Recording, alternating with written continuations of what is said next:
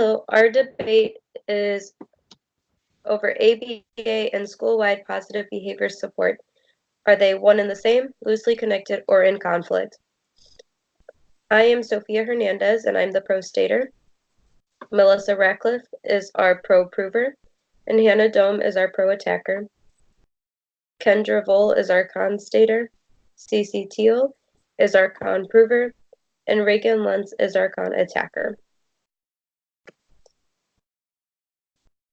ABA and school-wide positive behavior support are the same because school-wide positive behavior support is in line with the 7 dimensions of ABA. It is also a larger level of ABA. While ABA focuses on individuals, school-wide positive behavior support focuses on the school as a whole. The core principles of school-wide positive behavior support talk about emphasis on skill building and quality of life, as well as reducing problem behaviors. ABA focuses on socially significant behavior and meaningful improvements in important behaviors. These 2 principles are the same in that socially significant behaviors can improve the quality of life. We as humans need interaction with other people, social independence, shopping, doctor appointments, etc. By improving social skills, quality of life can be improved. Meaningful improvement in important behaviors can include social skills, reducing problem behaviors, and quality of life and independence. Applied behavior analysis and school-wide positive behavior support may be similar, but there are also many differences between the 2. As Sophia mentioned before, both ABA and SWPBS improve behaviors, but they do it in different ways. ABA and school-wide positive behavior support are different because SWPBS has specific emphasis of their values that are different from the 7 dimensions of ABA. Though school-wide positive behavior support may follow the idea of the 7 dimensions of ABA, they have values that take priority, such as inclusion, person-centered planning, respect for the individual, normalization, social validation, dignity, self-determination, and stakeholder participation. These are the values that Johnston, Fox, Jacobson, Green, and Mullick describe in their article in 2006. School-wide positive behavior support may be derived from applied behavior analysis, but ABA practitioners use more research literature when it comes to treatment options. Though both may consider cultural values, school-wide positive behavior support allows cultural values to guide decisions for treatment and other clinical decisions rather than using research literature. Positive behavior support is more respectful for person-centered planning and self-determination. This sounds like a more personalized treatment plan. According to Ethical Code 2.09, treatment intervention efficacy, each client has a right to effective treatment, which implies that each individual should have an individualized plan. In applied behavior analysis, cultural values are more secondary characteristics when they are taken into account. ABA focuses on antecedent interventions as well as the consequences that follow, where SWPBS mainly focuses on manipulations of the antecedent stimuli. ABA uses ABC data, in other words, antecedent, behavior, and consequences, and that focuses more on the antecedent compared to the consequence. Many schools practice positive behavior support, and mainly any person can do it, though it does require some skills through different trainings. Graduate programs have been developed to help people become educated in applied behavior analysis, and many places require schooling and training in order to practice ABA. If the 2 were the same, each person who practices positive behavior support would hold a degree in ABA. Positive behavior support may be derived from ABA, but there is a clear distinction between the 2. SWPBS are not expected to hold the principles of ABA, so if they do not want to follow the ABA principles, they do not have to. Those who are doing ABA are not required to be trained at a meaningful level. Since both ABA and SWPBS have different training requirements, they have to be distinguished from each other and counted as separate practices. Though there are similarities between the two, applied behavior analysis and school-wide positive behavior support have many differences and different points of focus. Therefore, they would be considered to be in contrast. In 2005, Anderson and Kincaid published a study which looks at how ABA and SWPBS are similar. And they determined that in using the 7 dimensions that Baer and his colleagues identify as quality behavior analytic work, SWPBS also follows all of the guidelines. The researchers conclude that school-wide positive behavior support addresses school discipline and academic outcomes which are important to society, and therefore the behaviors are socially significant. The behaviors must be observable and measurable. When using school-wide positive behavior support, they utilize office discipline referrals, which include the student's name, the name of the staff reporting, and the rule violation, and therefore they have data that is observable and measurable. Analytic, so the intervention must demonstrate control over the behavior. With school-wide positive behavior support, office discipline referrals demonstrate that the intervention directly impacts the behaviors of students in a beneficial way. In terms of conceptual, procedures need to be relevant to behavior principles. School-wide positive behavior support utilizes functional assessments, differential reinforcement, token economies, and explicit teaching of expected behaviors. When it comes to technological, it needs to be written in a way so that the procedures can be replicated, and intervention in regard to school-wide positive behavior support is written precisely so that it can be replicated in the future. When it comes to effectiveness, the intervention needs to demonstrate a meaningful change in the desired behavior. School-wide positive behavior support demonstrates effectiveness in terms of decreasing problem behavior and increasing social skills.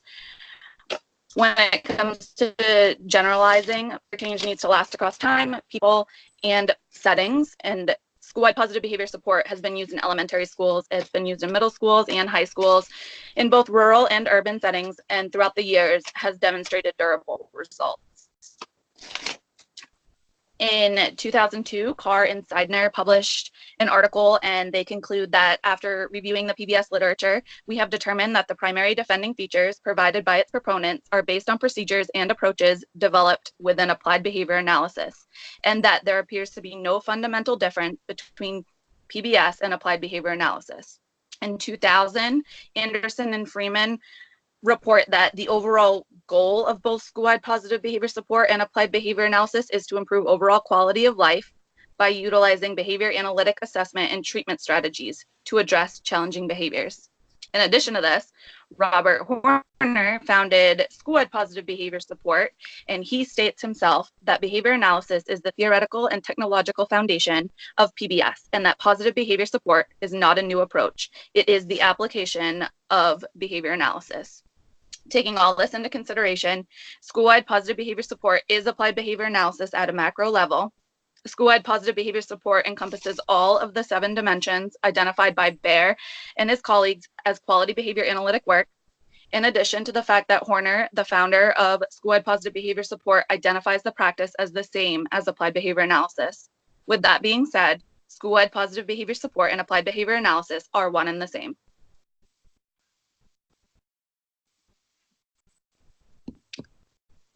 Applied Behavior Analysis, or ABA, and School-Wide Positive Behavior Support, PBS, may demonstrate some similarities, but there are many differences in application and its development that put them in conflict with one another.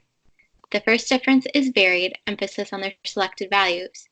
PBS emphasizes a priority in the practice's values, including commitments to respect for the individual, meaningful outcomes, social validation, dignity, normalization, inclusion, person-centered planning, self-determination, and stakeholder participation.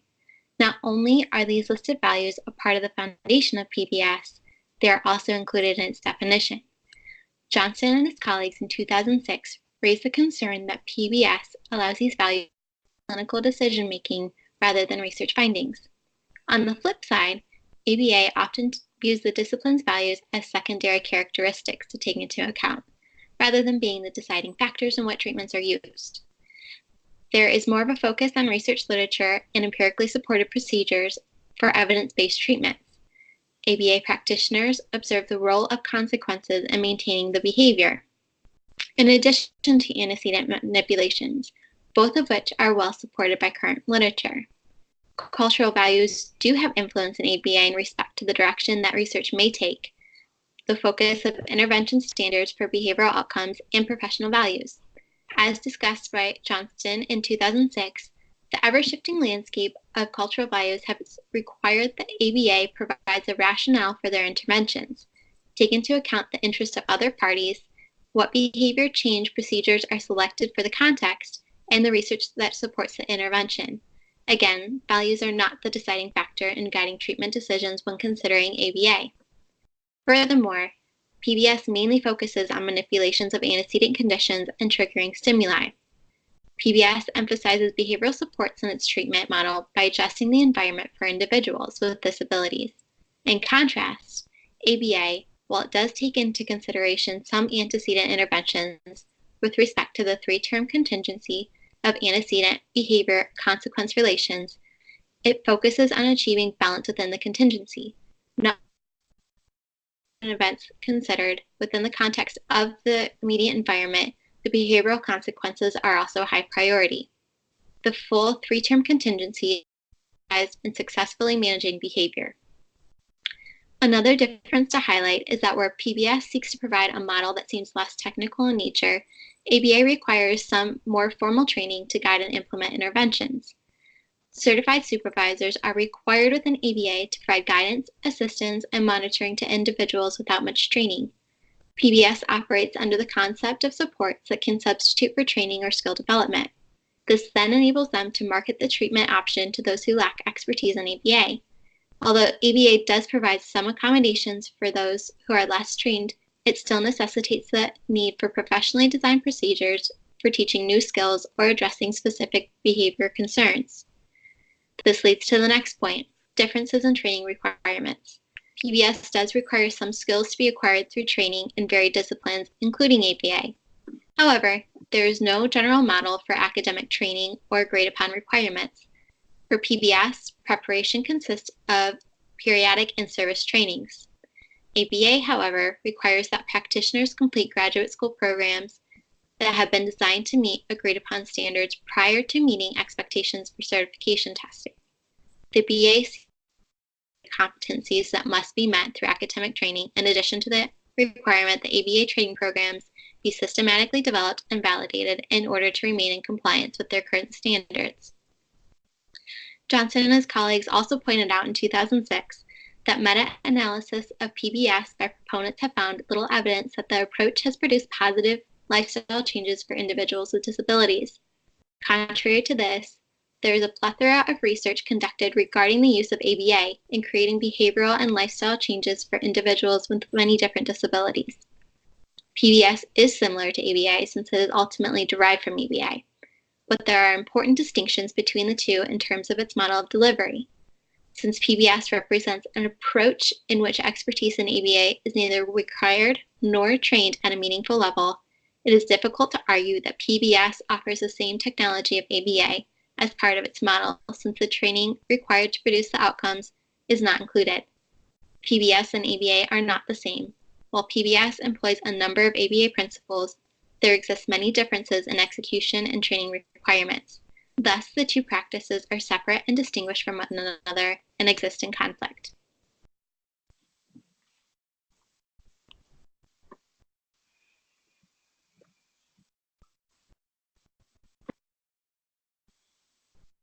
Hi, my name is Hannah and I'm the pro attacker.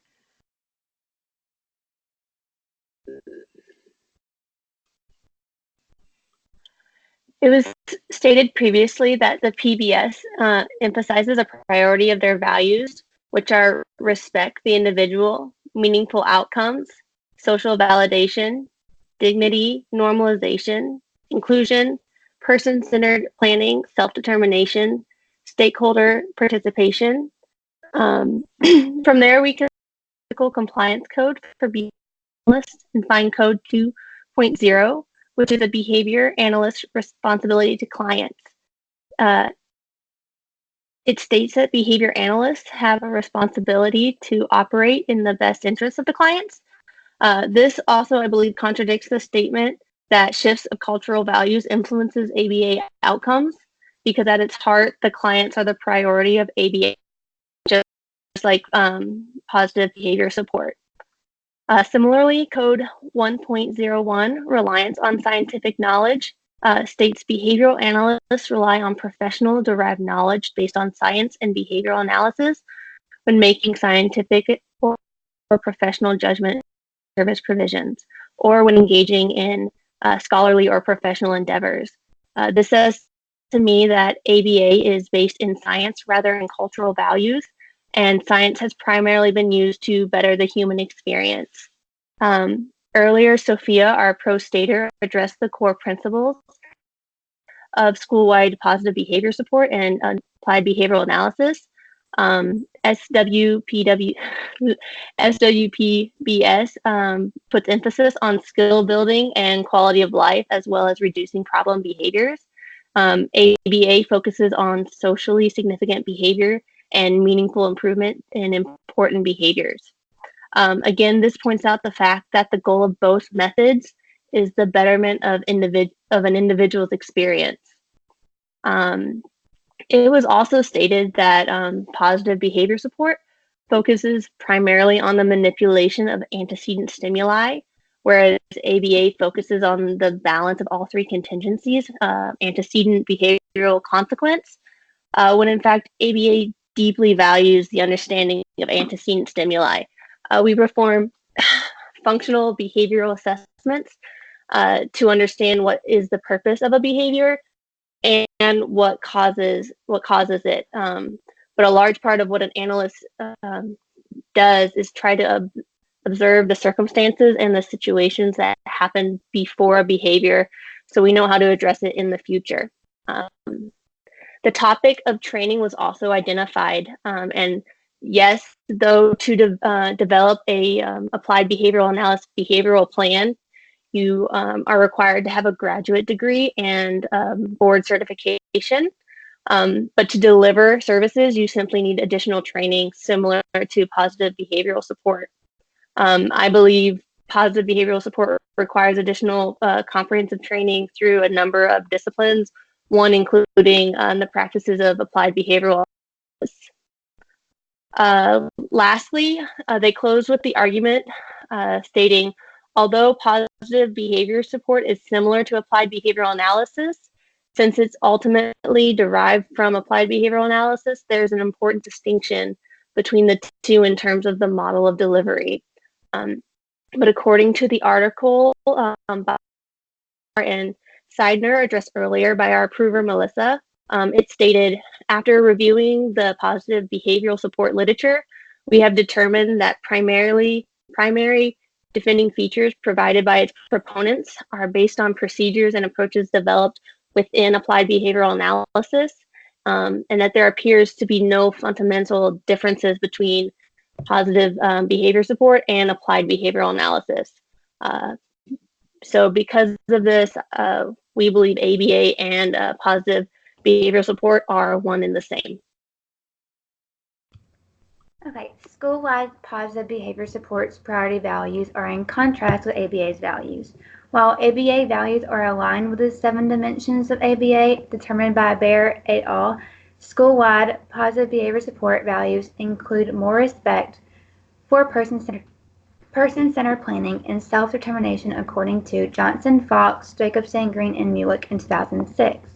School-wide positive behavior support may have derived and influenced ABA, but their values are in contrast as well as their clinical decisions. For example, Johnson et al. Mentions that school-wide positive behavior support priorities lead to a risk of effective treatment because their clinical decisions are guided by cultural values rather than research findings like ABA.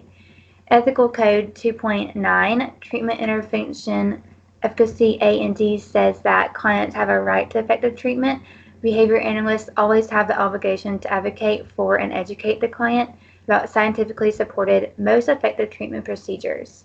Effective treatment procedures have been validated as having both long-term and short-term benefits to clients and society, and behavior analysts review and appraise the effects of any treatments about which they are aware that might impact the goals of the behavior change program, and their possible impact on the behavior change program to the extent possible. So 2.9 brings up the fact that school-wide positive behavior support is not ensuring efficacy in the clinical decisions as well as treatments, but however, ABA is. School-wide positive behavior support markets service providers who are unfamiliar with ABA in their practice. Therefore, they implement procedures that are non-technical and broader in nature. But ABA has a specific approach to intervention that it follows while providing guidance to those who lack the ABA skills. Ethical Code 5.4, Designing Effective Supervision and Training, says that behavior analysts ensure that supervision and trainings are behavior analytic in content, effectively and ethically designed, and meet the requirements for licensure, certification, and other defined goals. In other words, Code 5.4 is explaining that ABA ensures that the therapists and technicians are fully supervised and trained in all behavior analytic content. School-wide positive behavior support does not ensure that implementers of therapy are fully trained on appropriate therapy skills. Some advocates suggest that school-wide positive behavior support is equivalent to ABA. However, if that was the case, all school-wide positive behavior support practitioners would have mastered ABA basic competencies. School-wide positive behavior support practitioners are implementing broader antecedent variables than ABA. Therefore, they are not mastering ABA or basic competencies needed to implement effective therapy. Research by Johnson et al. States that there are substantial challenges when implementing and supporting complex antecedent-based interventions. ABA practitioners have completed and mastered basic competencies outlined by the Behavior Analyst Certification Board before they are able to implement behavioral methods. Ethical Code 1.3, Maintaining Competence Through Professional Development, says that behavior analysts maintain knowledge of current scientific and professional information in their areas of practice and undertake ongoing efforts to maintain competence in the skills they use by reading the appropriate literature, attending conferences and conventions, participating in workshops, obtaining additional coursework, and/or obtaining and maintaining appropriate professional credentials. Code 1.3 is explaining that all implementation of therapy is to be empirically supported through research to maintain competence, and behavior analysts are devoted to remain competent before any treatment has begun. How school-wide positive behavior support and ABA approach practitioners' trainings are significantly different also.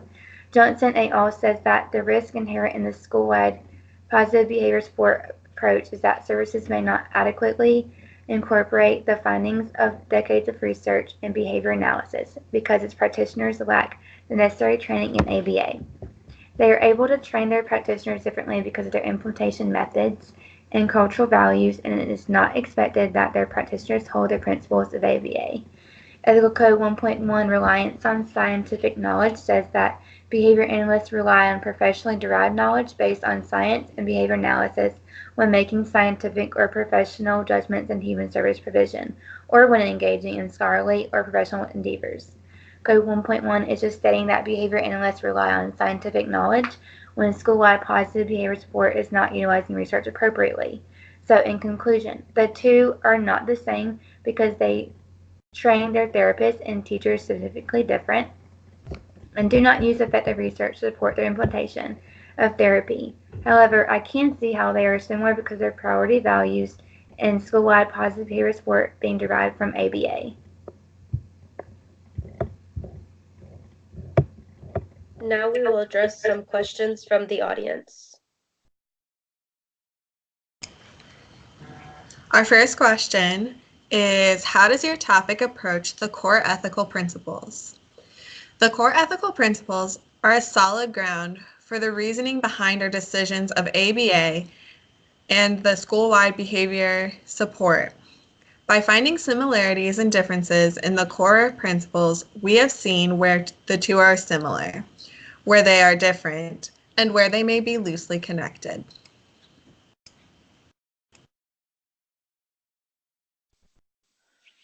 Our second question from the audience is, why is this important to the ABA and the interventions? The core ethical principles are the driving force behind the practice of applied behavioral analysis in developing meaningful interventions. Applied behavioral analysis follows all the core ethical principles. However, positive behavioral support does not employ individualized plans in order to accommodate broader application. This is the main point at which they differ in application. Positive behavioral support is not bound to the ethical principles that the BACE have set forth for the practice of applied behavioral analysis, which may influence how positive behavioral support is applied at account for some of the differences noted between the two that would place them in conflict with one another. And our last question is, how does consideration of this topic enhance practice and/or address current issues? Pretty simply put, consideration of this topic can enhance practice in both fields by adding to them and finding ways to implement procedures in both individual and group settings.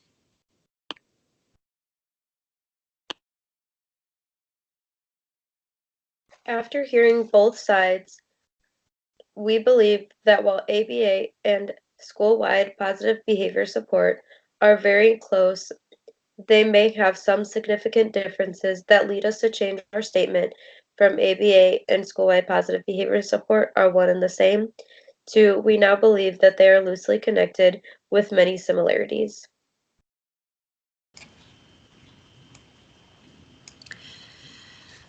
After we have listened to both sides and both sides have been discussed, we agree that ABA and school-wide positive behavior support are similar. There are some gaps and differences between the two, but after hearing both sides, applied behavior analysis and school-wide behavior support are not one and the same, but are loosely connected. Applied behavior analysis requires more education in order for a person to be able to write programs that follow the applied behavior analysis procedures. School-wide positive behavior support requires some training, but is able to be practiced by a person without a higher degree. Though school-wide behavior support has more focus on values and applied behavior analysis focuses on the 7 dimensions, both programs have a focus on research-based programs and methods. Both applied behavior analysis and school-wide positive behavior support use different features from each other to make the best programs they believe possible. While they are not the same, they are loosely connected.